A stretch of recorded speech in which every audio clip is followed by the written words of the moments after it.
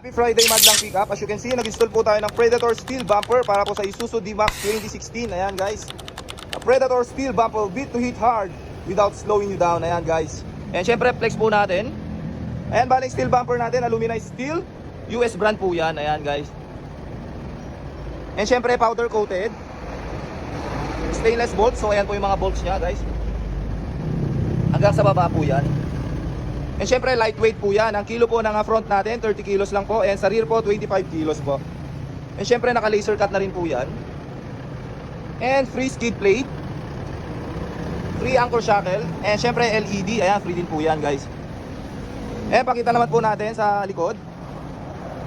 And guys, meron tayong authorized dealer, Binyan, Laguna, Quezon City and Bawang La Union po. So apat po yan. Dito po sa location natin, Bantay, Ilocos Sur. And Binyan, Laguna, Quezon City and Bawang La Union po.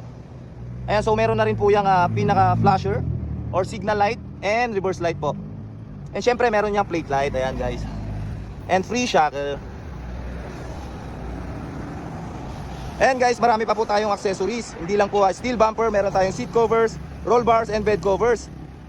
Ayan guys, sa mga gustong mag-PM or mag-visit, visit nyo lang po yung page natin, Athena Off-Road Philippines. Sa authorized dealer po, Binyan, Laguna, Quezon City, Bawang La Union. And syempre ang location natin, Bantay, Ilocos Sur po. Along the highway po tayo. Ayan, malapit po tayo sa Vegan guys.